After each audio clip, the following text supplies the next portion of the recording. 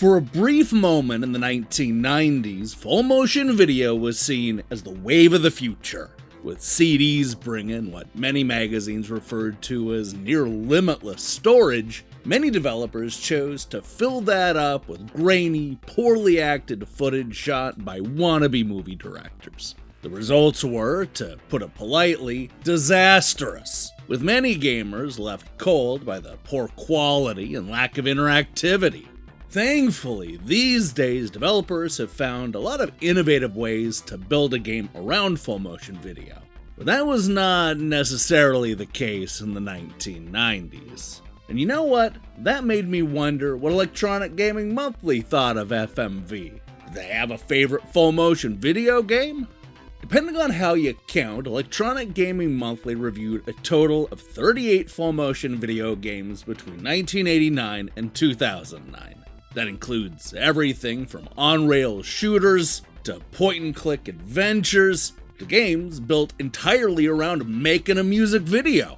In order to qualify for this list, the full-motion video needed to be front and center in more than just a few cinemas. You see, there were a lot of games in the 1990s that hired a famous actor for just a couple of cutscenes that were mostly disconnected from the rest of the game. Instead, I want to focus on the games where the FMV is crucial. This allows us to talk about a lot of the games and systems that we just normally don't get to cover, like the Sega CD, 3DO, and CDI. What we're going to do today is count down the top 38 full-motion video games using Electronic Gaming Monthly's own words and scores. There's no editorializing here, we're just gonna focus on what the critics said back when these games first came out. Oh boy, I sure hope your eyes are ready for grainy footage and D-list actors, because this is what happens when EGM ranks full motion video.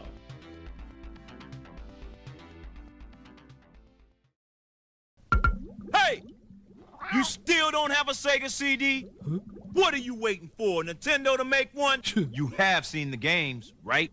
Wrong answer, man. Show 'em!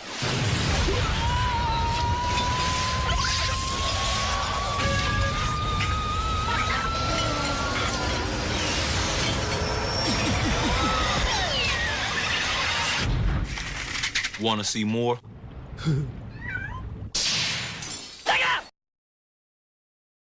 Alright, we're gonna kick things off with number 38, The Guy Game on the PlayStation 2 and Xbox. And for this one, I'm just gonna put the review on the screen to really reinforce that these are not my words or opinions. You'll see why. What price? Titties? It doesn't take a transvestite hooker-starved Eddie Murphy to tell you that some sex is entirely too costly. In the Guy Game, players must wade through 40 or so minutes of badly shot, badly edited, and badly commented on spring break footage before one of the hotties shows her gazooms without any censoring. It's pretty much the death of your video game, a game featuring naked human females when the highlight of the series is unimpressive knockoffs of Marble Madness and Skee-Ball. Seek real breasts the old-fashioned way, by begging. Number 37, Mighty Morphin Power Rangers on the Sega CD. Every Mighty Morphin Power Ranger lover out there will want this one, but why? The full-motion video is actually full screen, but the resolution is horrible and the picture is over-contrasted. The worst part is the interaction. The action icons appear so quickly that it's nearly impossible to perform any action. The game screens are from the TV series, but it would have been better if they made an original show for the game. Number 36, Corpse Killer Graveyard Edition on the Saturn. This full-motion video is nothing more than a bad home version of Operation Wolf with more cinemas.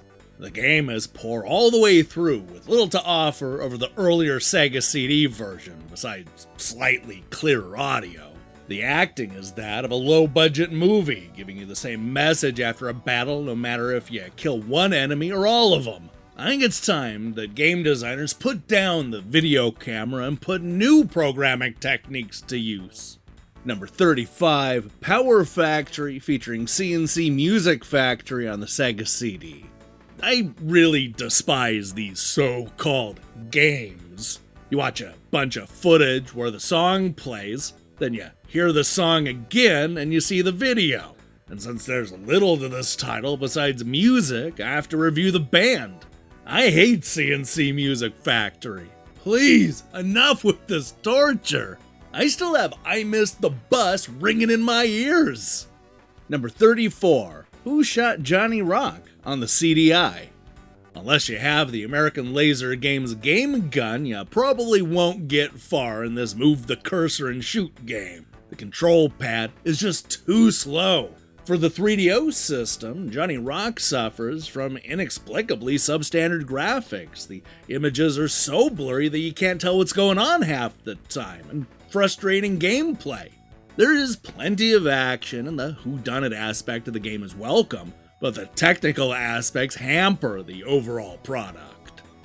Number 33, Supreme Warrior on the 3DO.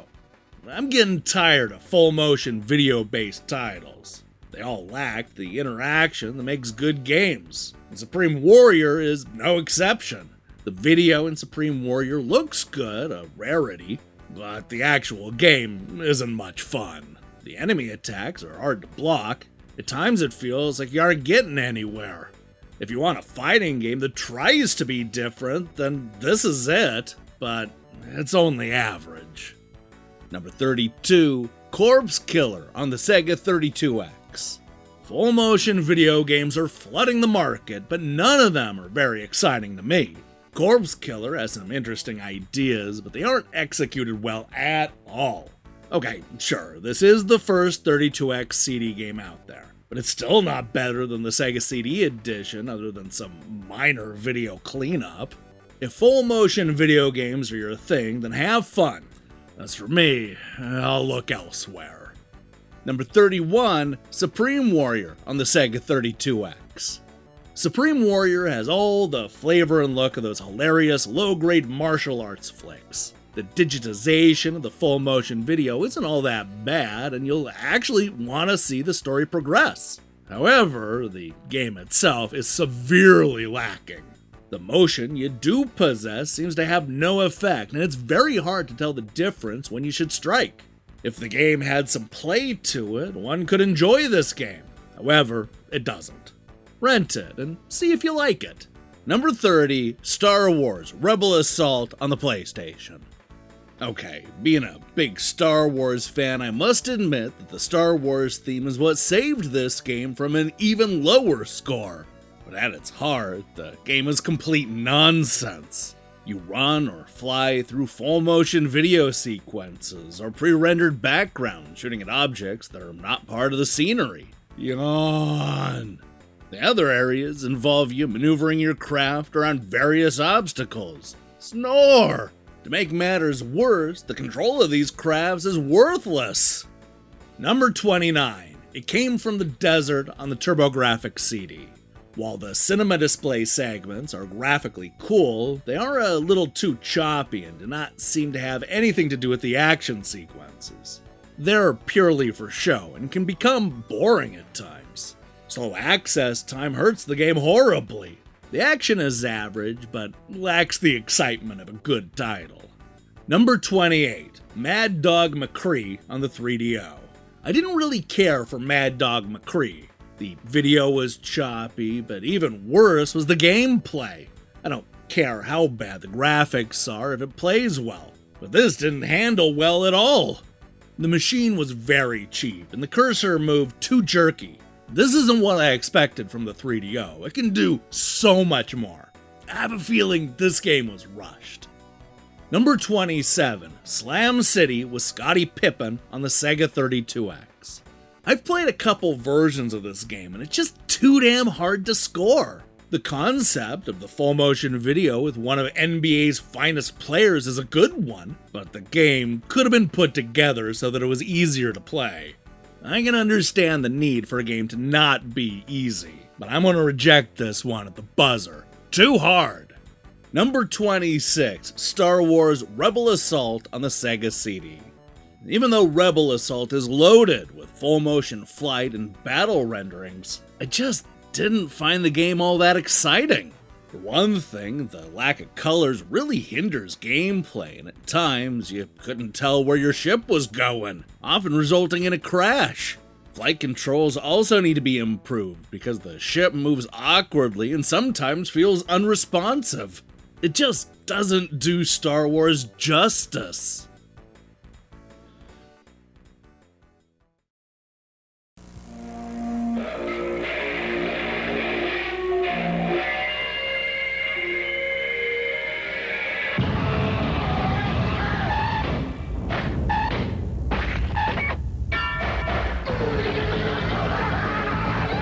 Shoot the tubes, dog meat. There is no Nintendo CD. Understood?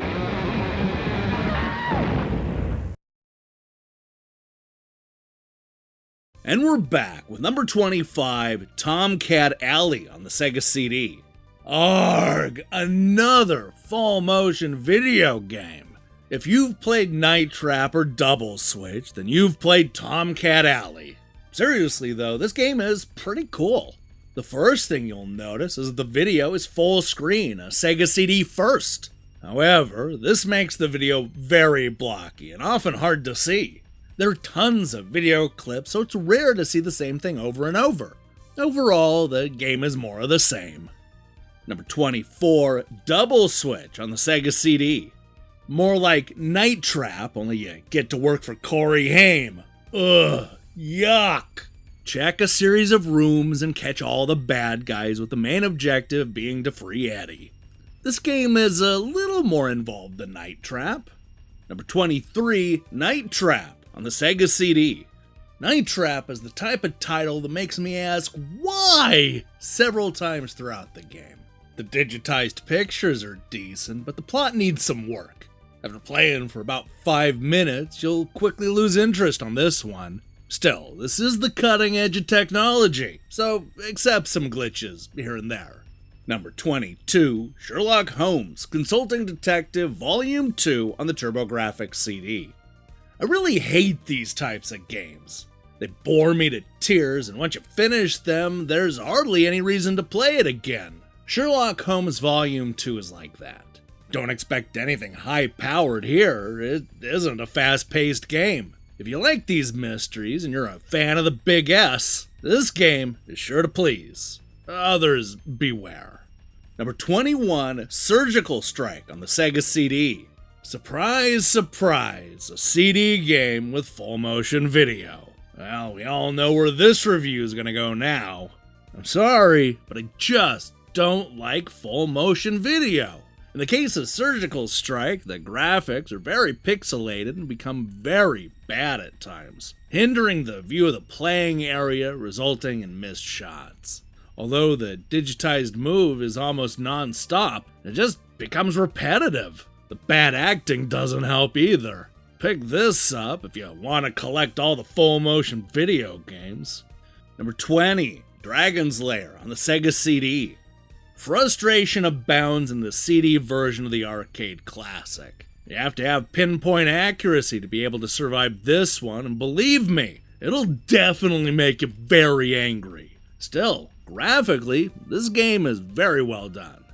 Number 19, Mad Dog 2: The Lost Gold on 3DO. Ah yes, more Mad Dog. This sequel is more of the same, point and shoot. Mad Dog is back and nastier than ever. But after going through the game a few times, you'll probably lose interest. Good gameplay, though. Number 18, Prize Fighter on Sega CD.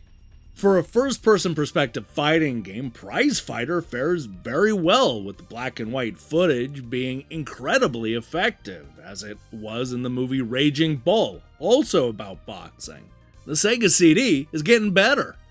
Number 17, Revenge of the Ninja on the Sega CD.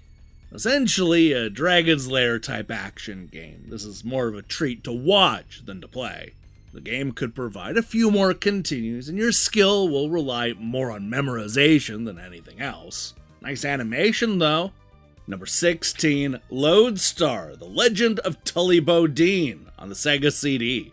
It's down the tubes again in this first-person perspective shooter that will bring back memories of Sewer Shark. The graphics are very well done, and seeing Ned Beatty in the full-motion sequences was a surprise.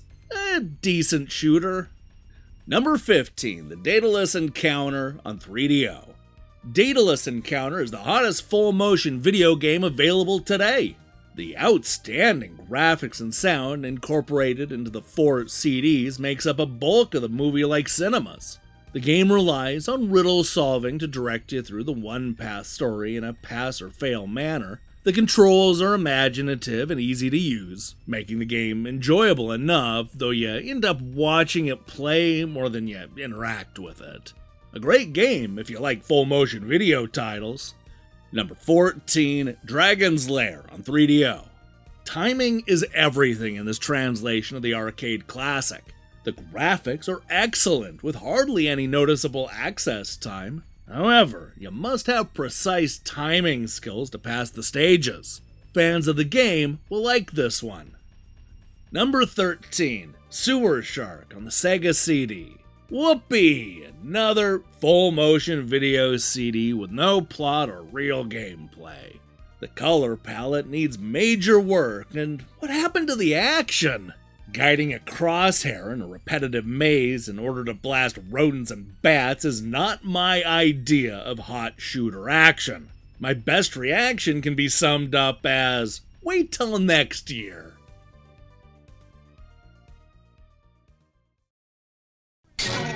Yo, listen up. Do you know what my friend here just called you? He called you a glass-jawed, bird-necked, no-jabbing wimp. Oh. You gonna take that? Step into the ring. Not your typical video game, huh? Stick 'em, jab, move, come on. Right. There you go. Left. Hit him again. Uh-oh. Prize fighters, only on Sega CD. Okay, he takes back the bird neck part. Take out!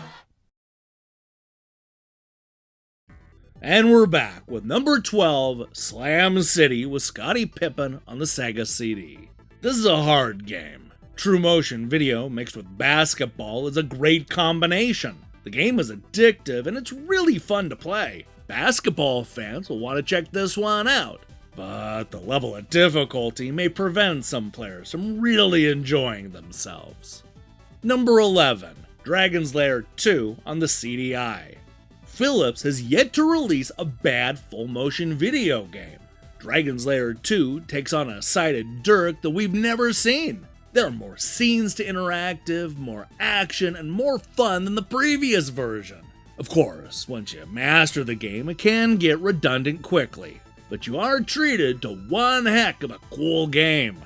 Oh, and if you don't have the touchpad, get out of your cave and pick one up.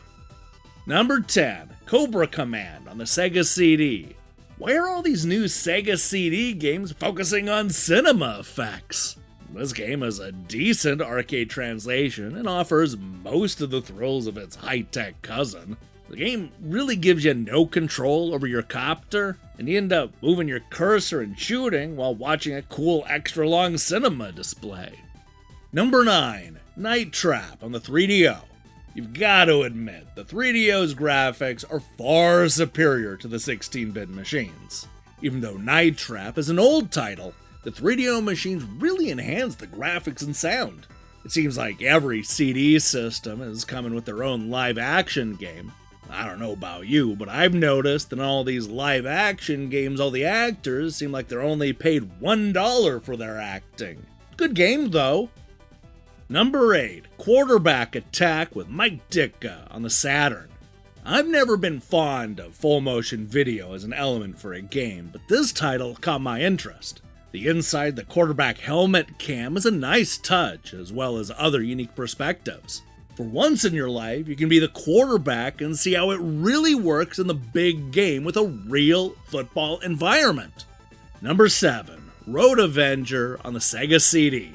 This game is a barrel of fun, the first time through. In the same vein as Cobra Command, the Wolfmen serve up a driver that dishes out spectacular full-motion, full-screen graphics and a storyline that's non-stop intensity. The game is linear, however, and will be beat quickly by most everyone. Still a great showpiece. Number 6, Dragon's Lair on the CDI. This version of the Laserdisc arcade classic is without a doubt the best version on any platform. Everything from the arcade has been directly ported over. All the scenes and music are here. Another thing that makes Dragon's Lair so good is his fine control of Dirk, which allows players to choose his moves with ease. On the downside, the CD access time is a nuisance, breaking you away from the game for too long. Number 5, Ground Zero Texas on the Sega CD. This has got to be the best Sega CD game I've ever played. It handles great, and there's a lot to keep you glued to your TV. Just where did they dig up these lousy actors, though? One thing I definitely didn't like is the part where you have to put a code in or it'll blow up. Remembering the shapes while blasting aliens is pretty tough.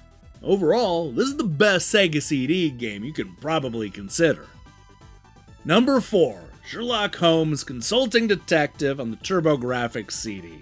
This is the wave of the future.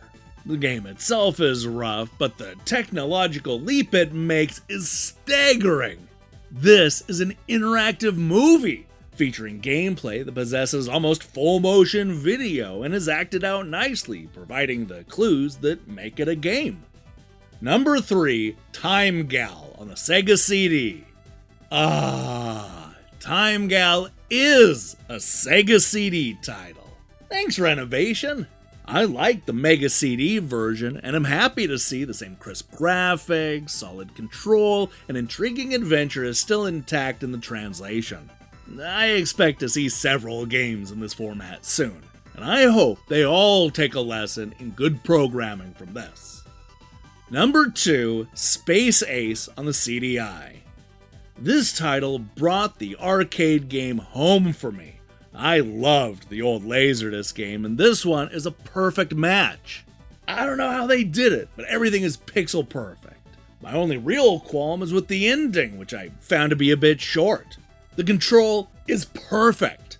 After I beat it several times, I got a little tired of it. The excitement eventually wears off, but every CDI owner should try this. And finally, at number 1, Burn Cycle on the CDI. Just sitting down and playing Burn Cycle for 10 minutes isn't the way to enjoy it. It must be played like a role-playing game, which it does a nice job of emulating. The characters, story, and graphics are all top-notch. The stingy time limit can be bothersome, but really adds to the suspense. This is one game you will definitely find yourself wrapped up in. If you don't have a CDI by now, Burn Cycle will definitely change your mind.